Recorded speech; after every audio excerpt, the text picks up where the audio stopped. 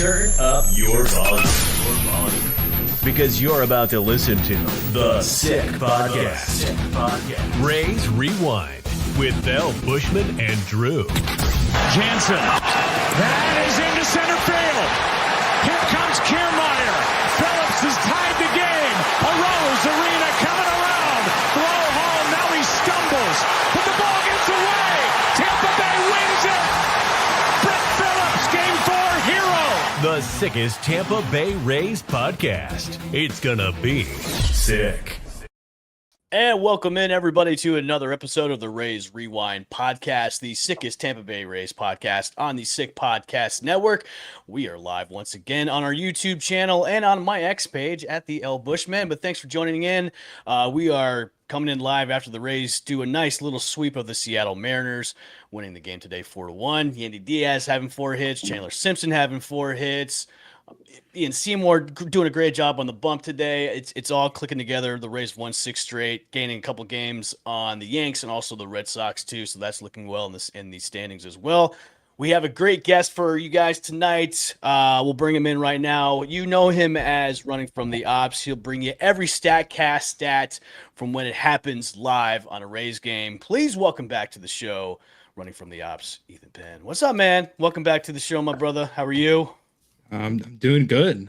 Thank you guys for having me back on. And I'm doing good, but I don't know if I'm doing as good as the Rays right now. I mean, you win 6 games to start the road series. I mean, even if you get swept by Oakland, or I'm still calling them Oakland. We're also calling them Oakland. You still go 6-3. If you win one of those games, you're still 7-2, which is, I mean, absolutely awesome. And I'm really looking to see Freddie Peralta kind of bounce back in the start tomorrow.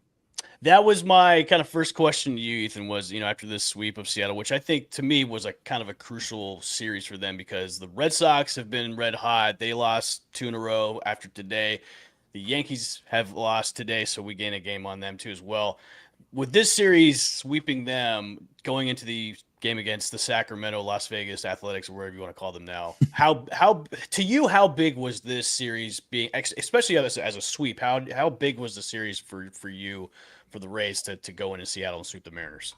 Well, I think it was huge in multiple ways. I mean, I don't even think the offense was really particularly clicking on all cylinders, and they still got away with 2 1-run games in games 1 and 2. And then, I mean, today, Liam Hicks, a huge hit, Cedric Mullins with a big hit, Yandy Diaz with 4 hits, Chandler Simpson with 4 hits. It was the second time that the Rays have had 2 players in the same lineup with 2 hits this season. I mean, it was absolutely huge. And I mean, the pitching has been unbelievable. You'll learn an hour and a half before the game that Griffin Jacks gets scratched for the elbow soreness, and you have 7 pitchers combined to put up 2 runs in that game, and Josh Naylor was pretty much the entire offense for them. So I mean, an absolutely huge series for them, and the pitching like it's been all season was just phenomenal. Yeah, Jack's getting scratched today is kind of a concern, elbow inflammation. He's going to be out for 15 days. Do you think this could be a bigger injury? Could this be end of the season? Maybe we're not saying Tommy John just yet, but elbow inflammation is never good when it comes to a pitcher. Is it maybe leaning towards that? And if so, what could the Rays have as options to replace him in the rotation? Yeah, I honestly have really no idea what's going on. I think honestly, I think they said Wednesday that they'll probably know more about it. I mean, Kevin Cash said it's non-ligament related, which I think is a huge news. I think they kind of avoided maybe the worst possible outcome for him, but I think he said he woke up, he felt just kind of sore, was kind of playing catch and just kind of realized, hey, this doesn't feel right. You don't want to hurt yourself. I think it was a smart move for him, smart move, by the organization not to throw him. You get a second opinion on Wednesday and see how it goes. But yeah, I mean, I think they're hoping for the best, and God forbid it's nothing super serious, but it sounded like they avoided a problem before it could have escalated even further. It's scary. I when you hear elbow, you hear anything arm, terrifying, and then you hear elbow, more terrifying. Ethan, I think everyone was hearing the same thing. It was hopefully avoid a disaster. The getting a second opinion, it scares me as well. Those are also dooming last words, but it does sound like fingers crossed we've avoided the worst possible outcome. Yeah, I think I mean, he's already thrown his most innings he's ever thrown in his career, back to when he was starting with Minnesota. And I mean, hopefully it's just kind of one of those things, he's a little bit sore, gets a second opinion, everything goes right, and he only misses, a couple of starts. I will say for me, the sweep in Seattle, really even in Colorado, Steven Matz, maybe back. I don't know. I leveraged Steven Matz. He went to the Nick Martinez school of pitching apparently because it looked like Nick Martinez in spring training where he was like, this guy might not last more than 1 week here. Steven Matz was on the same trajectory for a little while there where everything was just so bad for so long. And I think I just looked now, I think he's 7 1/3 scoreless, including big innings yesterday, 2 innings yesterday, got the save today. So if he's actually a factor in the bullpen, because I pretty much written him off for the rest of the season. I think we all did. I think that's going to be a big plus for the bullpen. And then the other takeaway for me was really, and Ethan, I actually kind of want to get your thoughts on this. I know we're a few days removed from it, but just and I hadn't really seen much of anything you posted this week. Just haven't been on much. But your thoughts on like the trade deadline acquisitions, because I thought they should have done more. Given who they got, I thought they should have done more. It wasn't. No. I'm just kidding, Drew. But I would have gone after. I would have been a little more aggressive in some ways. It sounds like Scooble was never an option because they wanted Gillen. I get it. You don't want to trade him. I find it ironic that all the other teams have to give up their top 5 Major League Baseball prospect to even have a conversation, and then the Dodgers are like, hey, we'll give you like our third best prospect to start the conversation. And then, so, maybe a little collusion. I don't know. But the guys I did get, I mean, outside of Peralta's, I've given a pass because Coors Field. Good luck in Oakland or in Sacramento. Not the best second stadium to pitch in. But Tyler Wells and Liam Hicks both came up big this week. So I'd love to hear your thoughts on them as a whole. Maybe your thoughts on the trade deadline results or, approach that the Rays took. Because I think Tyler Wells might end up being the most important piece, at least this season, based on what I've seen this week. But what do you think so far? Yeah, I mean the Freddie Peralta thing, it's kind of tough because it's your first start in Coors. He arrives basically Sunday night and has 1 day to kind of prepare, and he's also working with a new battery mate in Liam Hicks, who has never caught him before. He was also new to his new team, and it was just a kind of a poor environment. I'm really not concerned about Freddie Peralta at all. I mean, yeah, his next start is in maybe the second least friendliest ballpark for pitchers, but kind of battle through that, get him, at Tropicana Field. I mean, if you look at his splits when he was with Milwaukee and he's playing in that dome environment, he was absolutely gross. So get him at the Trop. I think the stuff will play. He has kind of a full 5 days with Kyle Snyder. That can do wonders to, any single pitcher. And Liam Hicks, this guy at one point had more home runs than swings and misses in the strike zone, which is crazy to say. He's pulled all of his home runs this year. This guy had the highest zone contact rate in Major League Baseball, huge uptick in his power because he's more aggressive in the zone. Can play a serviceable catcher, can play first base, can obviously DH. He had a grand slam in his second at bat with the team.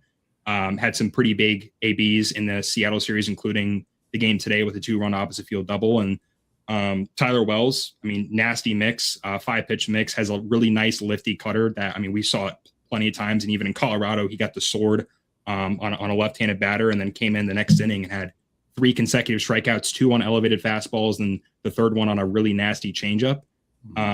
You kind of get those 3 guys. And even like Jack Sawinski, I think like that's kind of an under the radar move. Big swing change guy, max exit velocity, I think is approaching like 115, 20 plus homers, 20 plus doubles, can be serviceable, in the corner outfield. And if you're in the Dodgers system and they kind of get you going right with that development and you start producing results, I think, the Rays were obviously kind of in on him for a few years, and then the Dodgers get him and fix him. I think that kind of adds to his value too. Ethan, what would you say if you had to put yourself in Kyle Snyder's shoes? What is the 1 or 2 things that you're looking at Freddie Peralta to do in these next 3 or 4 starts, that maybe it's a tweak here, a tweak there, that you think can get him back going? Because obviously the results this year for him hasn't been great. I know a lot of under the hood metrics have him looking like the same Freddie he was last year, but what do you think the tweaks will be going forward to get him kind of going right again? Yeah, not the biggest pitching guy compared to Kyle Snyder, but certainly like I think probably some more right on right changeups. That's something that the Rays have favored for a while. I know a couple people touched on it. I know Lance talked about it as well, and I think he did a little breakdown on that. So more right on right changeups. More first pitch strikes. I want to say it's down from his previous yearly averages. I mean, the Rays, as we all know, I think they're number one or two in first pitch strikes in Major League Baseball. I mean, they have the 2 lowest walk rates in Nick Martinez and Drew Rasmussen on the same team. So yeah, more right on right changeups, more filling up the zone. Probably just some pitch usage tweaks. Maybe a little bit less four-seam fastball, maybe some more breaking balls. I know he's got that, the curveball, the sweeper, and the slider. He's got a little bit of a slower curveball. So probably some just pitch mix stuff. But I think Eric Neander really, really liked the health stuff. I think he's in a really good spot. I know the velo has kind of been down, especially on some of the breaking stuff. But, I mean, the fastball still grades as a plus offering. The changeup, I mean, is just absolutely gross. I mean, we even saw it in cores. But, yeah, get him at the Trop. The Rays R&D team does wonders on him. Kyle Snyder's, talking in his ear and giving him advice. I think Freddie Peralta is going to be a good signing for this team. And let's say he's not an ace for them down the stretch. I mean, this is a guy that that is going to give you 5 to 6 quality innings every single time he goes out there. Ethan, I wanted to ask you about Carson Williams. A lot of people on X, on the social media GMs, were saying just Carson looked lost, just kind of looked out of place and whatnot. What is it? Just is he kind of now just kind of a lost cause with the Rays? He's just another body to bring up because we've had Ben Williamson is on the IL for 15 days. What's the evaluation on Carson? Is this just, hey, we may need to move on from this guy, or what's the deal? The Twitter GM stuff is that was an awesome comment because I see a lot of Twitter GMs as well. There's a lot of them on there. There is. Yeah, it's crazy. Every trade deadline, everyone just becomes like an Eric Neander. It's crazy. Oh, yeah. We put mock trades up the whole week, and everybody lost their minds because we did mock trades, especially with the AI graphics. They all thought, please stop with the AI graphics. It's like, I'm not savvy in Canva, so this is what I got to use. Okay, let me use my Chat GPT to advantage, and I can just create a graphic for a mock trade. So, but yeah, going back to Carson Williams, what's going on with him? Is it just what is it? We thought the minors were going back down was going to fix him, but coming back up, it just kind of not so much. Yeah, I mean, he's made improvements against spin. I think he's been better slugging against higher velo. I've heard that the defense is not as good as it used to be. I don't really know how credible that is. I think it's one of those things where the only people that know are probably scouts in attendance and the Durham staff that watches him every single day. But Twitter. Should probably ask Twitter right now. Yeah. I mean, I know a lot of people are not high on Carson Williams, but at the same time, this is obviously still a good baseball player. This guy was still a top 100 prospect. So, I mean, at the very least, I mean, he's had major league experience. He's been a top 100 prospect. He can certainly hit for power.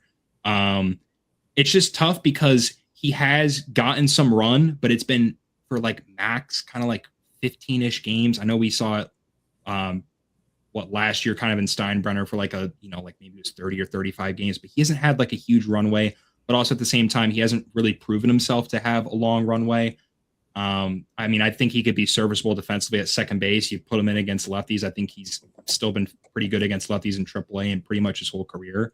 But yeah, it's maybe a little lackluster from maybe a few years ago, but at the same time, I mean, the guy is still, I think, only 23 years old. He still has plenty of time. And I mean, even if it's not with the Rays or maybe another organization, I think that there's still plenty of talent with Carson Williams. Yeah, because you could compare him to a Jonathan Aranda, because for a while everybody kind of written him off for a little bit, and then now look, Aranda's one of the best hitters in the league and one of the best hitters on the team. Could that be a situation where Carson Williams really gets a shot and then comes up and then kind of just blows everybody out of the water? Or are we just saying, okay, there's still more development there? No, I think there's a lot more development than, I mean, even Jonathan Aranda, or even somebody even a Brett Beatty for the Mets that kind of, he's kind of struggling now, but, came up and did really, really well.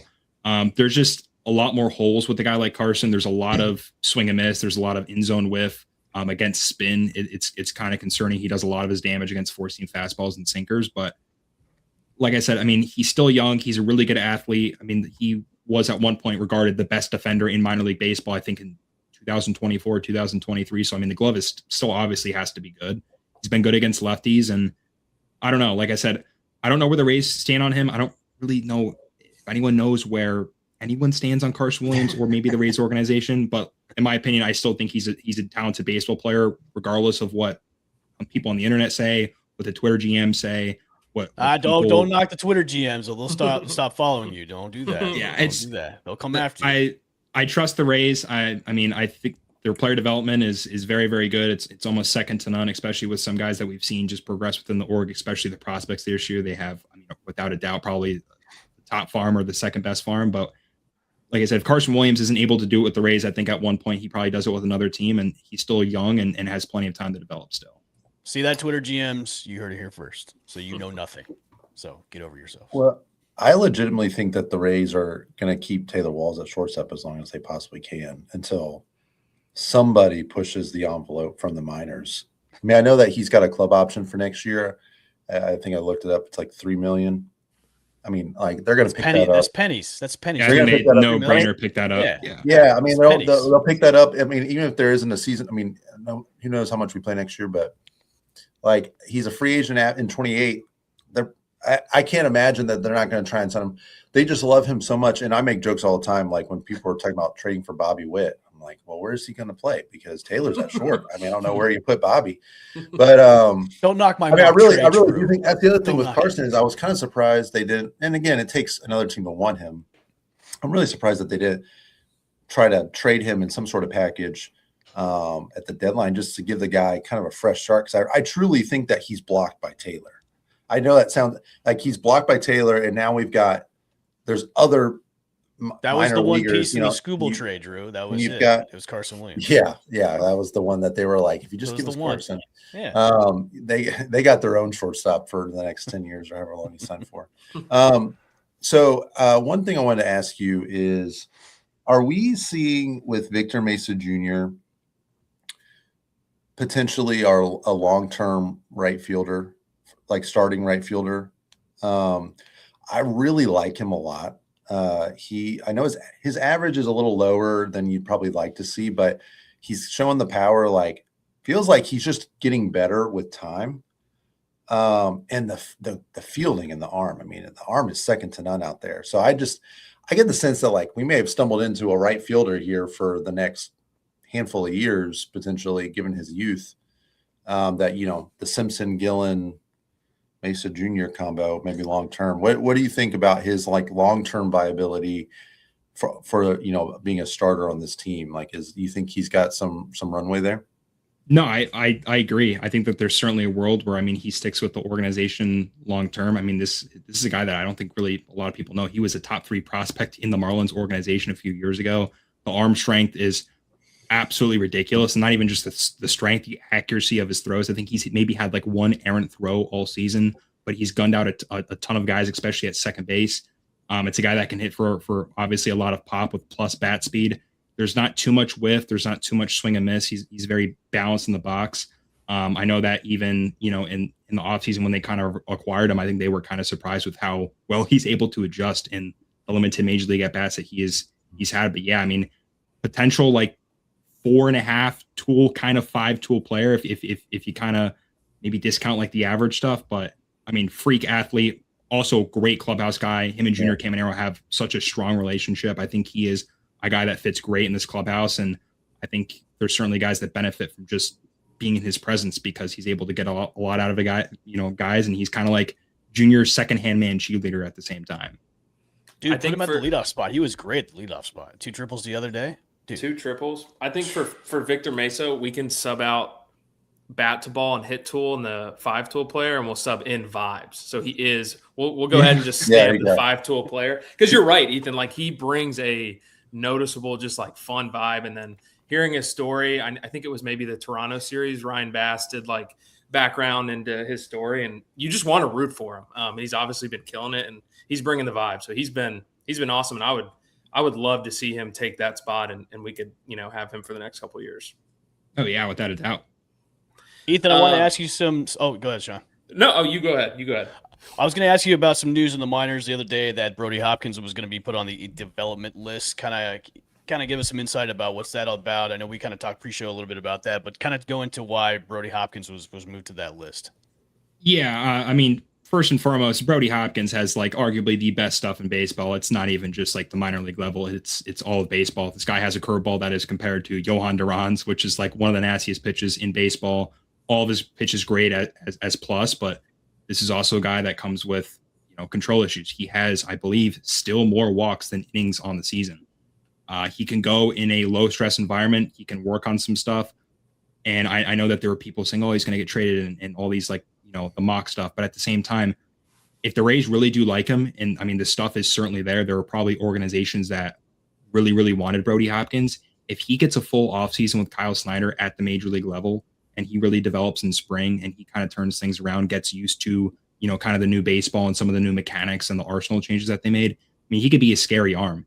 It is hard to go from walking, I think it's around 20% of batters to being, average command. But if they are able to tweak a few things, I think Kyle Snyder even in the offseason will go to players' houses and kind of throw with them in the offseason and talk with their families and kind of hang out with them. If you kind of get Brody Hopkins under that wing, he, I think, probably has the best stuff within the whole Rays organization. That's even including the major league team. I think the stuff is that good. If you get the command with him, it is lights out stuff. And if the command is good enough for him to even stick in the bullpen, this is one of the best bullpen arms in Major League Baseball. Well, I actually, real quick on the minor leagues, Ty Johnson is interesting to me because he really has had a good year. I mean, all intents and purposes. I mean, in Durham, right? I mean, he had one clunker of a start back, I think, in June, but even as a starter, he, pretty decent year. I would say. I think a lot of Rays fans would argue if there was a minor league pitcher to come up, younger guy, that was probably going to be the guy to slot into a rotation spot or at least fill a spot start more than, Brody Hopkins because of the control issues that you mentioned. But they've been, pitching him out of the bullpen for the last, handful of weeks now. I think he's made 4 or 5 appearances out of the bullpen. Is that just because, and that was after, I think, a stint on the development list that he had for himself.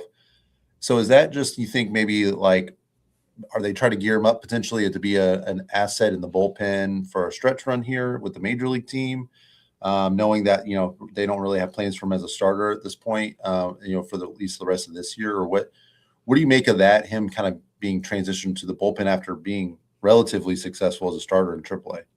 Yeah, I think a lot of people were kind of mixed on him in terms of starter and reliever. Me personally, I've been kind of on the reliever side just because, he is a 2-pitch guy. He does throw 93, 94 with the fastball. He'll break out a slider that has plenty of whiff, especially in zone, and he'll get plenty of chases too. But it's kind of hard to be a successful major league starter with pretty much 2 pitches. I know that he's had some kind of like cutter shapes. I don't really know if that's intentional. Maybe it's just kind of sliders that are getting away from him. But I think either way you throw him in the bullpen, he's going to be absolutely nasty. He's, huge. I think he's 6'6" or 6'7", very lanky guy. Tons of just like deceptiveness in his delivery. I think it's really hard for hitters to pick up his fastball. And if they do see him as a starter down the road, I think there is an avenue for that. I just tend to be more towards the bullpen side. If they are able to add maybe a sinker or cutter or another breaking ball with his command, you could definitely see him being a starter. But I think right now, if you threw him into the Rays bullpen, I think he'd be one of the best bullpen arms. I think this stuff is very, very good. Ethan, looking at next year, factoring in this scenario, we'll say we do have baseball, barring the lockout. We do have baseball in 2027.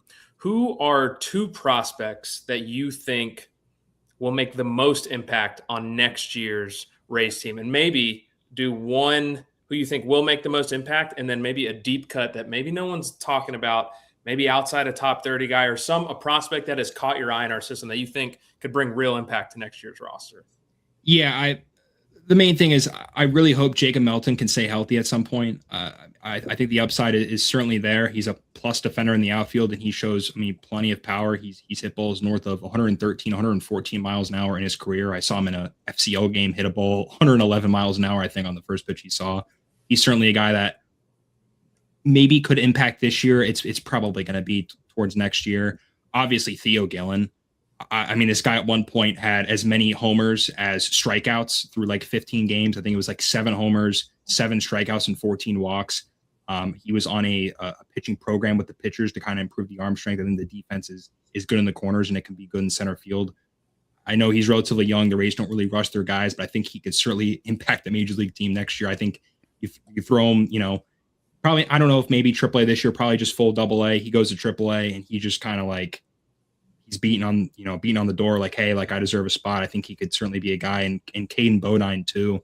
A plus defender. I know that the arm isn't the best, but I think he's quick enough with his lower half to throw guys out. The bat to ball skills are like second to none in the Rays system. I think it was pretty much him, Adrian Santana, and Emilian Petre that ended up getting traded. So I think he's for sure like the best bat to ball hitter in the system. I would say those three guys.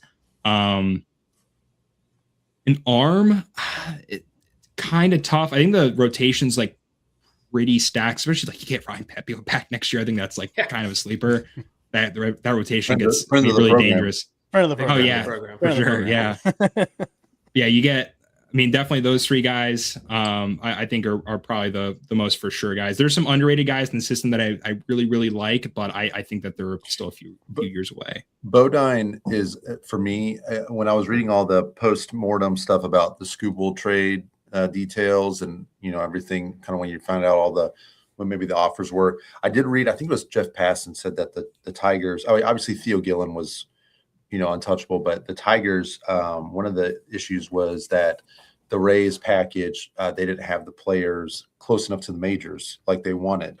And given that they jumped on the Dodgers offer, which the top prospect was a AA player, I kind of got the sense, and I don't know if it was reported elsewhere, that meant Gillen and Bodine, because Bodine, you could argue, is probably closer than anybody. I mean, Gillen's obviously ascended rocket ship, just crazy this year, but he's such a guy. He's got such a great hit tool as a catcher, and he's serviceable enough. You'd think, and he's advanced college hitter. You would think that Bodine's actually arguably the closest of any of the prospects to actually cracking a major league roster. And so I got the sense that the Rays probably told the Tigers, "Hey, we're not giving him away. Like, no, don't even think to ask." So I don't know. Maybe just a hint. Maybe they're kind of showing their cards a little bit. Maybe they, value him just as much as Gillen at this point. We'll see. Yeah, I think Bodine would have been hard in that package just because, like Dylan Dinglers is like arguably the best catcher in baseball right now. But yeah, no, I agree. I think the Tigers were probably going around and shopping like, hey, like who's the best prospect we can get? And Zaire Hope is like an absolute dog. I've talked to actually a few guys that were able to coach him in the Arizona Fall League, and they liked a lot of the stuff. And this was 2 years ago, and I think he's gotten even better. And River Ryan is a really good arm. He just hasn't stayed healthy. He's a 27-year-old prospect. I know that there's tons of memes and people laughing about that, but the stuff is very, very good. He just needs to stay healthy. But yeah, I'm kind of like touching on the trade deadline stuff real quick.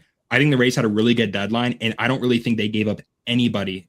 Emilian Petre is obviously a big guy. Jacob Komatz, was like the third highest K- walk ratio in minor league baseball, but they didn't really give up an upper echelon prospect to acquire talent. And you keep all those guys for potentially next year. And maybe if they do want to make a big move, that they still could move some of these guys. Dude, it's never going to happen. A masterclass deadline. It's never going to happen. They're never going to finally do it and get the big fish in the market, but that's okay. I would have been pissed if we traded Theo Gillen for Tarek Skubal. Absolutely. I would have been irate. Ethan, are you surprised they didn't make one more big move like before the deadline ended? Because for most of us on the show, we were kind of like, okay, they could have had one more left in the tank. Are you surprised it didn't, or were you just like, okay, they made the 3 trades they needed to trade, and then we're good to go? I'm not really. I will say for second base, I know there's like a lot of stuff about that. Yeah. Gleyber Torres was not moved. I don't really think that the Rays had an arm. They were able to like kind of dish out. I know like Marquez is like a really nasty arm. Maybe the only comparison would have been like Brody Hopkins for our system, but like the control is like not even really comparable at that point. But yeah, I don't really think there was a lot of second base options moved. Maybe that was an area they could upgrade. They weren't able to do it, but you get like 3 really big impactful pieces in my opinion. And then like if Jack Sawinski is actually able to make improvements, this is a guy that has had 20 plus home runs at the major league level with the Pittsburgh Pirates. I think he just needed kind of a steeper swing, and he's making more contact. Like I think they had a really good deadline, but at the same time, like you could have added more, but I think you could say the same thing about a lot of teams. I think this is probably the most aggressive deadline that they have ever had, maybe back to when they got Nelson Cruz for Joe Ryan. See, to me, the comments that Neander made about aggressive, it was partially aggressive, like partially. Like I wanted one more out of that whole trade deadline. You got like the two.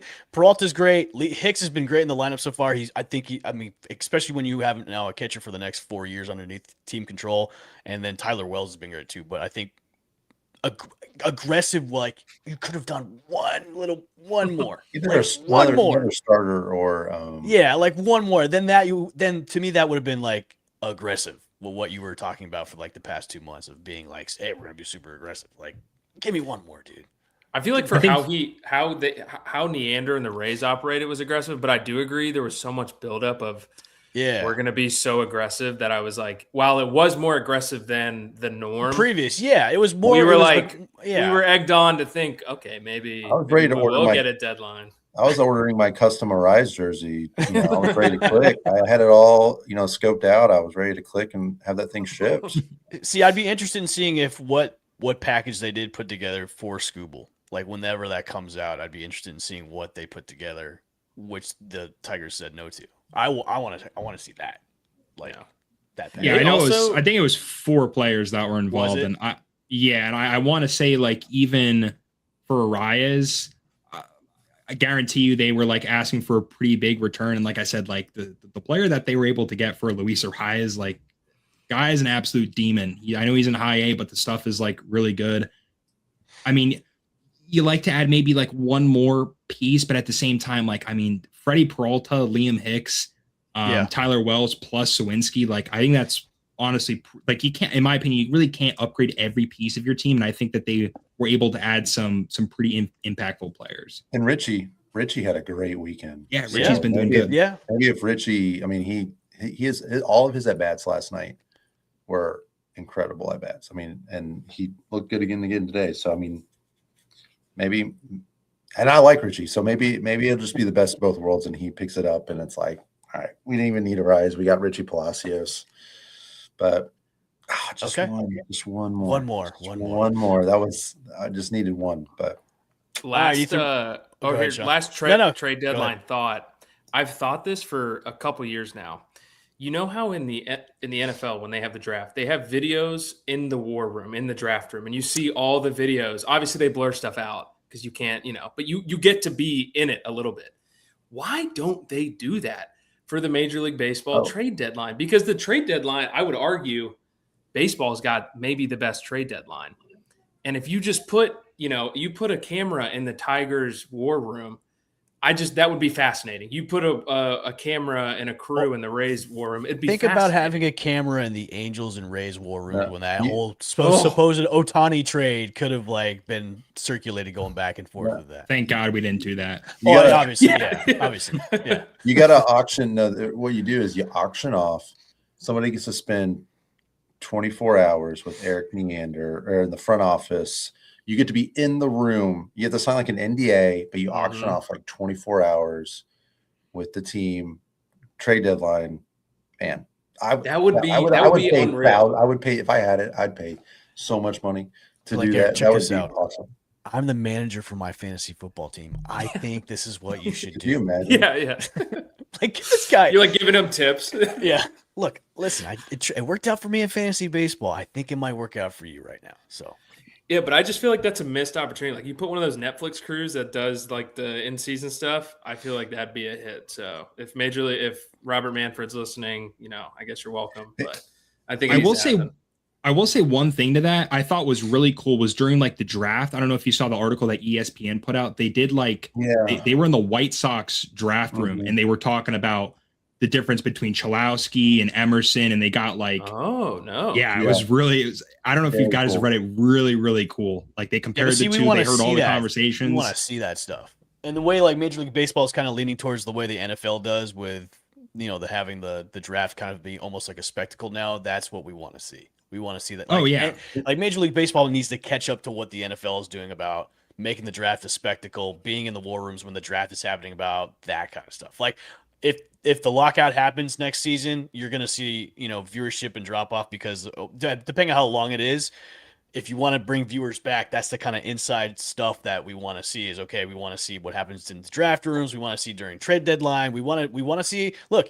do an MLB type off-season type documentary like they do for the NFL each and every season, like they do on HBO. Like that's the stuff what we want to see. So, 100%. Major League Baseball, we've got ideas here on this show. Yeah. So just come to We got us. them. We've got them. We'll keep spitting them out. Yeah, we'll copyright. It comes back to us, but like come to us. We got ideas. Okay. Hey, Ethan, what where do you stand on the team big picture for the rest of the season in terms of like playoffs? I obviously my issue and part of my gripe about the trade deadline was that when you look at facing the Yankees in the playoffs, facing the Red Sox, you got Fried, you got a number of lefty starters. I don't know if you could really say in a playoff series that you're going to have the upper hand pitching wise. At least going into the series on either the Yankees or the Red Sox in a playoffs, whether it's 5 games or 7, because it's just different than the regular season. So I still am concerned that the Rays are, even as obviously the best team in the AL this season so far.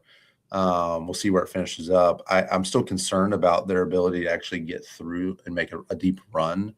Just because of the matchups. But where do you think, especially with the guys we've got back in the deadline and everything, where do you stand right now, just looking ahead, kind of picturing what that October might look like? Yeah, that's a great point. I think whatever team you kind of play in October, especially within this kind of division, there's going to be a few teams in this division that make the playoffs. There's a lot of lefties. The Red Sox at one point had an all lefty rotation and their 6th man was left-handed. Yeah. But I will say though, Junior against lefties, if you go look at the underlying stuff, it is ridiculous what that guy does against lefties. Yandy is still good against lefties.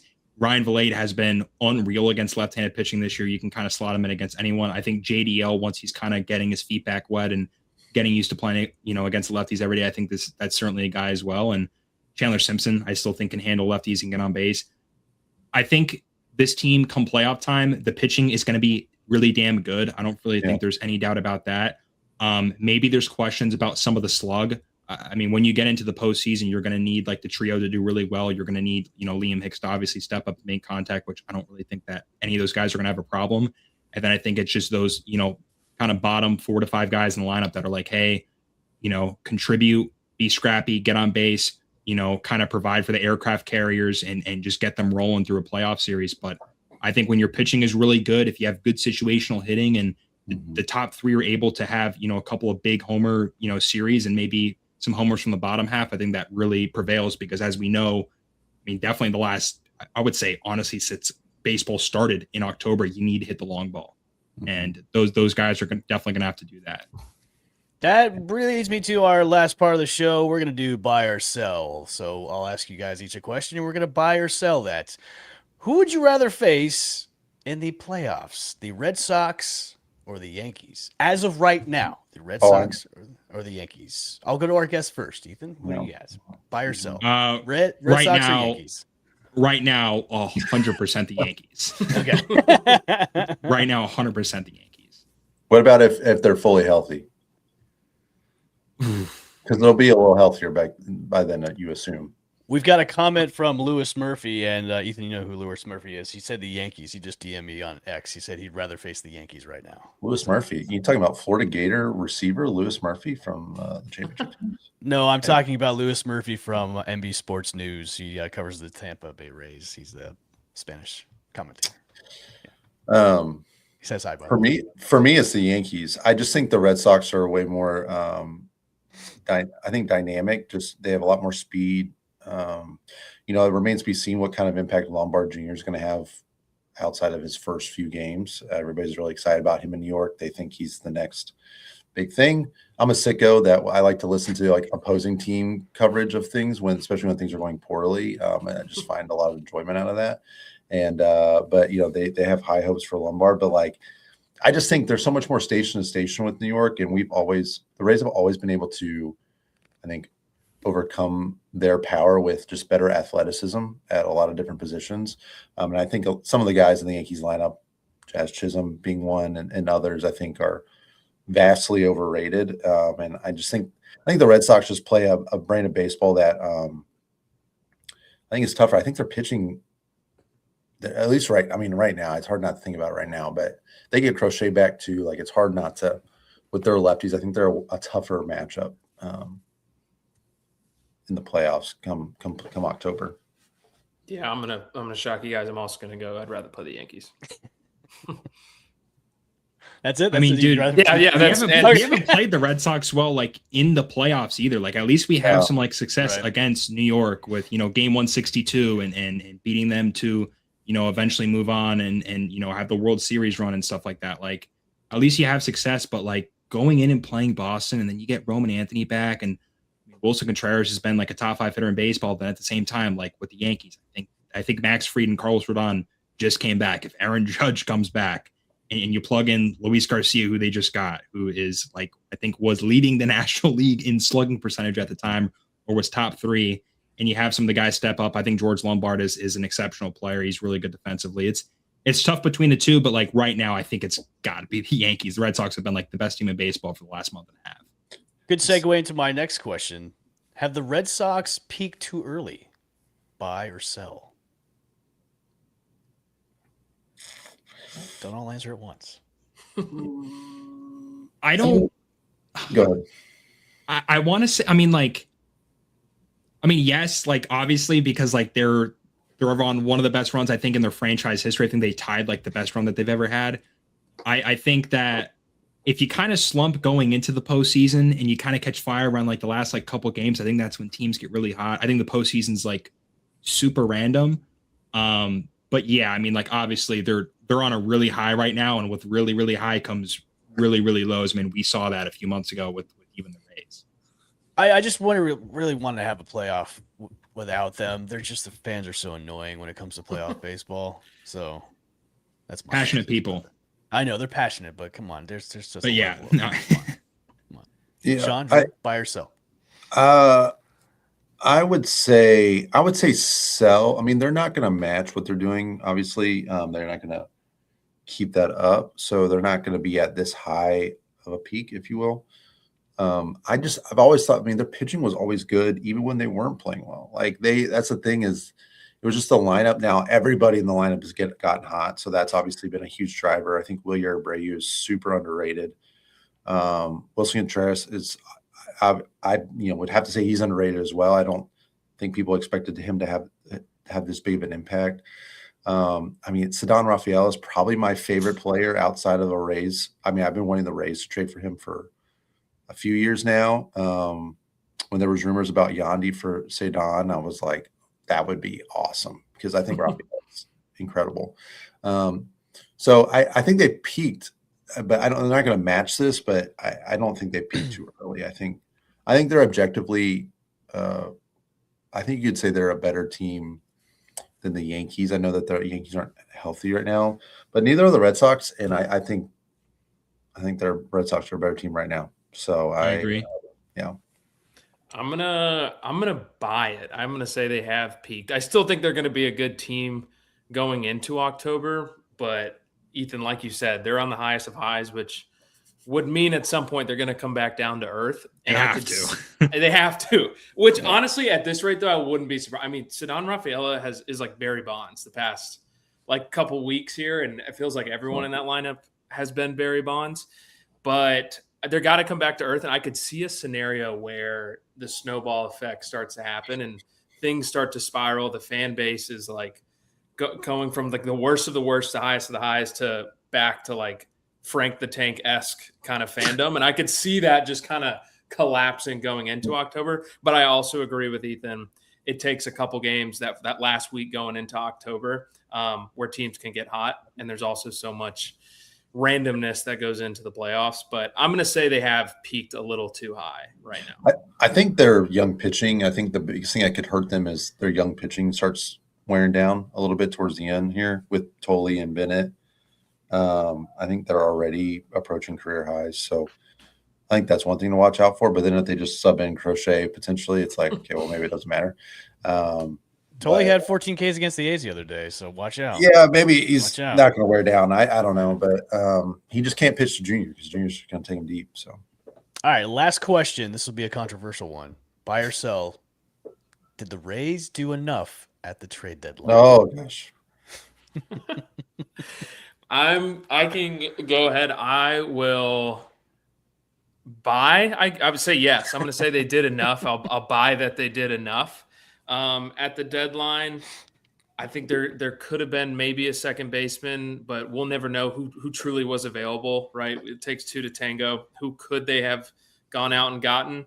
And I think they'll be able to patch it up enough with Richie Palacios, with Ryan Villet. They'll put guys where they need to be to fill production at second. But I think with the bullpen, with the pitching, I think it's enough. It's enough everywhere to make a deep run in October. And there's so much randomness that goes into it. And I think they've got enough on the roster now to do it. So I will say I will buy. All right. I'm gonna push. I don't think they could have done more, but I mean, I guess I mean, the scuba thing I was pretty frustrated about because I felt like they could have gone and done it, but obviously the reporting that came out this past few days, it's like, it wasn't ever going to happen because they're not going to talk about Gillen, and I understand that. I wouldn't do it either. So I'm like, maybe they did do enough. They did as much as they could, kind of what Ethan was saying. We just have to prove it. Like, I think if they get to October and Ben Williamson is starting meaningful games in the ALDS against Ranger Suarez because they're throwing out their third lefty in a row and Williamson just isn't producing, or Villet's not producing, or, like, then you start thinking like, wow, we should have done more. Peralta's not the X factor in the playoffs that we're hoping he could be. Then you're going to say like, no, we didn't do more. We should have done more. But I'm going to say push, because honestly, outside of Peralta, like, for the first start, pretty good first impression from Hicks and Wells, and they're undefeated since the trade deadline. So I mean, it is what it is. So it's a push. I can't come down from my your high horse. I know. Take, but it's okay. I'm a little more metered right now. Okay, Ethan, what about you? Buy or sell? I'm gonna say buy. I mean, okay. Obviously, I think it's gonna come down to the big three. I'm going to go out on a limb. I don't think it's going to be as like the Randy run. I think Junior Caminero in the postseason is going to be an absolute beast. And I think that is going to be extremely understated. I think it's almost to like how a lot of people understated the impact coming back to the Trop this season. I think you get Junior Caminero in a playoff atmosphere. We saw him in the WBC. It was just pure electricity that was flowing through the DR team. You get him going, and you get, Victor Mesa Jr. coming up with some home runs, and Yanni Diaz, what he's done his entire career, just coming up with big hits. Jonathan Ronda having big at-bats. The pitching staff is absolutely diabolical. I think the bullpen's going to get even better, and the bullpen has been absolutely ridiculous. I mean, Kevin Kelly has a 2 ERA in 54 innings this year. I want to see, obviously, how the second base position goes throughout the rest of the year. I think every single person is kind of wondering that too. I mean, I think that they do have the talent to produce there. But yeah, I do buy that they did enough. And like I said, I think Junior Caminero, you get him in the postseason, you get a couple of big hits. I think this team could be very, very scary, especially with how good their pitching is. All right. Well, thanks everybody for joining in. We were going to wrap it up with that buy or sell at the end of the show. Once again, this is the Rays Rewind podcast, the sickest Tampa Bay Rays podcast on the Sick Podcast Network. Make sure to go to our YouTube page at the Sick Podcast Rays Rewind. Hit the subscribe and notification bell when new episodes drop, new live episodes when they drop, which is every Sunday at 8 p.m. on YouTube. Ethan, thanks for coming on the show once again. Ethan, tell everybody where they can find you. Just OPS_baseball on Twitter, Substack running from the ops, and then YouTube as well. I just started doing daily YouTube videos covering the Rays and doing breakdowns. It's just the same thing running from the OPS. All right, everybody. We'll see you guys next week, 8 p.m. Eastern Standard Time on YouTube. Peace. And that's a wrap. Hope you don't miss us too much until next time. Follow the Sick Podcast Rays Rewind with L. Bushman and Drew on YouTube, Google Play, and Apple Podcasts.